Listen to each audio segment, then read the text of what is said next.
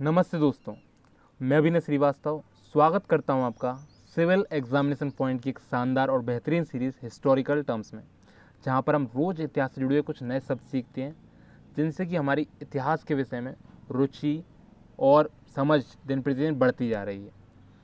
तो please series को join कीजिए रोज़ सुबह 10 बजे सोमवार से शुक्रवार इसी चैनल पर हिस्टोरिकल टर्म्स सीरीज़। तो आइए शुरुआत करते हैं आज की इस वीडियो की। तो आज का जो हमारा टॉपिक है वह है आश्रम व्यवस्था। जैसा कि आप देख पा रहे हैं आश्रम व्यवस्था, तो यहाँ पर एक टेक्स्ट दिया हुआ है, हम उसको भी साथ साथ में पढ़ते चलेंगे और आगे भी हम समझते चलेंगे। तो जैन तथा बौद्ध धर्म जिस समय लोकप्रिय हो रहे थे, यानी कि जब जैन और बौद्ध धर्म का उद्भव हुआ और उस समय जब वह अपनी धारणाएं सिद्ध कर चुके थे, यानी कि जो भी उनकी संकल्पना थी वो भी वो सिद्ध कर चुके थे, और जिसके बाद मतलब वह काफ़ी जन में जो जनसाधारण लोग थे उनके बीच में काफ़ी लोकप्रिय हो रहा था धर्म, और काफ़ी लोग अपने हिंदू धर्म या फिर अन्य धर्मों को छोड़कर जैन व बौद्ध धर्म की ओर पलायन कर रहे थे। तो उस समय उस स्थिति में ब्राह्मणों ने ब्राह्मण धर्म या हिंदू धर्म को मजबूत करने के लिए एक व्यवस्था को जन्म दिया, वह थी आश्रम व्यवस्था।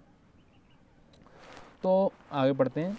यहाँ आश्रम शब्द का तात्पर्य लोगों द्वारा रहने तथा ध्यान करने के लिए प्रयोग में आने वाले स्थान से नहीं है, बल्कि इसका तात्पर्य जीवन के एक चरण से है।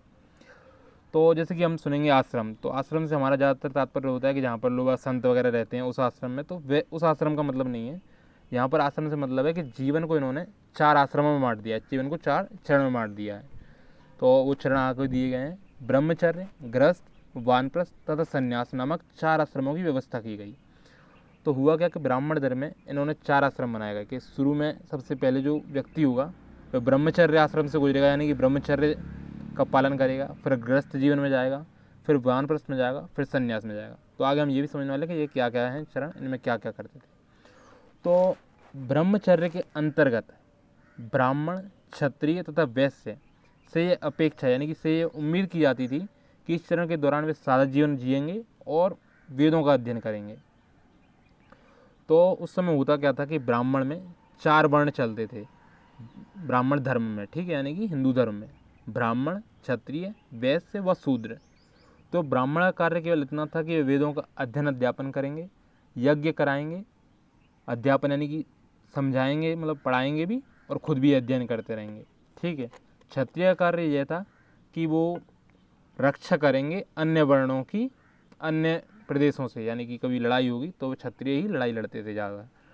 उसके बाद आता है वैश्य, तो वैश्यों का कार्य होता था मुख्य व्यापार का, यानी कि जो मुख्य अर्थव्यवस्था उस समय चल रही थी वो वैश्यों द्वारा ही चल रही थी। और जो शूद्र होते थे उन शूद्रों का काम होता था इन तीनों वर्णों की, यानी कि ब्राह्मण, क्षत्रिय तथा वैश्य की सेवा करना। तो यहाँ पर केवल ब्राह्मण, क्षत्रिय तथा वैश्य को ही ब्रह्मचर्य आश्रम के अंतर्गत वेदों का अध्ययन करने की अनुमति थी, ठीक है। यानी कि वेदों के अध्ययन की अनुमति किसको थी? ब्राह्मण, क्षत्रिय तथा वैश्य को। यहाँ पर महिलाओं और शूद्र 2 समूहों को अनुमति नहीं दी गई थी वेदों के अध्ययन करने की, ठीक है। तो उनको इससे वंचित रखा गया था। आगे बढ़ते हैं। अगला जो हमारा आश्रम है वह है गृहस्थ। तो गृहस्थ आश्रम के अंतर्गत क्या होता था कि जैसे ही कोई व्यक्ति ने ब्रह्मचर्य आश्रम पूरा कर लिया, यानी कि ब्रह्मचर्य चरण पूरा कर लिया, वेदों का अध्ययन अच्छे से कर लिया, उसके बाद उसकी शादी होती थी, यानी कि विवाह होता था। उसके बाद वह गृहस्थ आश्रम में चला जाता था, यानी कि गृहस्थी में, और वहाँ पर वह उसमें भी कहते हैं गृहस्थ आश्रम भी अपने आप में एक तप है, मतलब उस जीवन को जीना भी एक तप है, तो उसको सस्टेन करना होता था गृहस्थ आश्रम को। उसके बाद आता था वानप्रस्थ, अगला आश्रम, यानी कि अगला जो चरण है जीवन का। लगभग ऐसा माना जाता है कि अगर किसी व्यक्ति की 100 साल की उम्र है तो 0 वर्ष, यानी कि शुरुआत से लेकर 25 वर्ष तक उसका ब्रह्मचर्य, फिर गृहस्थ 25 से 50, 50 से 75 वानप्रस्थ, और 75 से 100 लास्ट अपना संन्यास।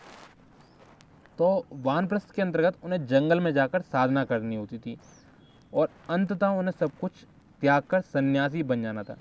तो यानी कि यहाँ पर एक धीरे धीरे क्रम बताया गया है, जैसे कि पहले गृहस्थी में उसने काफ़ी तप किया, उसके बाद वानप्रस्थ, यानी कि वह जंगल में जाएगा, काफ़ी कुछ त्याग देगा जो भी अपने जीवन सुख भोग रहा था, लेकिन वह भी सब कुछ नहीं त्यागा है, चीज़ें खा रहा है, जी रहा है और चल रहा है। उसके बाद अंततः वह सब कुछ सन्यासी त्याग कर मतलब साधना वगैरह में चला जाएगा, और हो सकता है वहीं पर वह अपने प्राण भी त्याग दे साधना वगैरह में। तो आश्रम व्यवस्था ने लोगों को अपने जीवन का कुछ हिस्सा ध्यान में लगाने पर बल दिया, यानी कि आश्रम व्यवस्था ने यह किया कि जैसे कि जैन और बौद्ध धर्म जहाँ पर कह रहे थे कि शुरू से ही आप जीवन में ध्यान में लग जाइए और हमारा उद्देश्य केवल उसी चीज़ को पाना है, यानी कि ब्रह्म को पाना है, मेन उद्देश्य तो वही है, ऐसा करके कह रहे थे। वहीं पर आश्रम व्यवस्था ने कहा कि नहीं, हमें जीवन के सारे चरणों को जीना होगा, ब्रह्मचर्य को भी, गृहस्थ को भी, और उसके बाद वानप्रस्थ और संन्यास में हम ध्यान भी करेंगे, यानी कि उस ब्रह्म की ओर भी चलेंगे। लेकिन आश्रम व्यवस्था की जो एक समस्या रही वह यह थी कि प्राय स्त्रियों को वेद पढ़ने की अनुमति नहीं थी और उन्हें अपने पतियों द्वारा पालन किए जाने वाले आश्रमों का ही अनुसरण करना होता था। क्या होता था कि ब्राह्मणों ने तो आश्रम व्यवस्था बना दी कि ब्रह्मचर्य, फिर गृहस्थ, फिर वानप्रस्थ और फिर संन्यास, लेकिन कई बार व्यक्ति गृहस्थ के बाद वानप्रस्थ और संन्यास के लिए तैयार नहीं होता था, और जो आश्रम पति अपनाया है उसी आश्रम के अनुसार स्त्रियों को भी करना होगा। और वहीं स्त्रियों को वेद पढ़ने की अनुमति नहीं थी, यानी कि उनको ज्ञान की अनुमति नहीं थी, ज्ञान लेने की अनुमति। तो जो पति जो आश्रम निर्धारण करता था उसी आश्रम का फॉलो करना रहता था स्त्रियों को, और शूद्रों को तो वंचित ही थी सारी चीज़ों से। तो इस प्रकार हमने काफ़ी अच्छे से आश्रम व्यवस्था को समझ लिया कि आश्रम व्यवस्था 4 चरणों की व्यवस्था है, जिसको जीवन को 4 चरणों में बांटा था ब्राह्मणों ने, जिससे कि जैन और बौद्ध धर्म के आगे हिंदू धर्म का वर्चस्व टिका रहे। अब यहाँ पर कुछ क्वेश्चन है, जैसे कि हमने पिछली वीडियो में डिस्कस किया था संघ को, और यहाँ पर हम डिस्कस कर चुके हैं आश्रम को। तो संघ के जीवन से आश्रम की ये व्यवस्था किस तरह भिन्न थी, इस चीज़ को जानना है, यानी कि इस चीज़ को आप खुद क्वेश्चन कीजिए कि संघ के जीवन में क्या अंतर है इन आश्रम के जीवन से, और यहाँ किन वर्णों का उल्लेख हुआ है, क्या सभी 4 वर्णों को ये आश्रम व्यवस्था अपनाने की अनुमति थी। तो ये अपन डिस्कस कर चुके हैं कि शूद्रों को नहीं थी, केवल ब्राह्मण, वैश्य और क्षत्रिय, ब्राह्मण, क्षत्रिय, वैश्य जो थे उन्हीं को ये आश्रम अपनाने की अनुमति थी। तो इस तरह से हमारा ये पूरा वीडियो कंप्लीट हो चुका है, पूरा टॉपिक कंप्लीट हो चुका है। उम्मीद करता हूँ, आशा करता हूँ आपको ये वीडियो पसंद आया हो। अगर वीडियो पसंद आया हो तो वीडियो को लाइक कीजिए, शेयर कीजिए और चैनल को सब्सक्राइब कीजिए, और ऐसी वीडियो और देखने के लिए बेल आइकन और चैनल को सब्सक्राइब कीजिए। Thank you.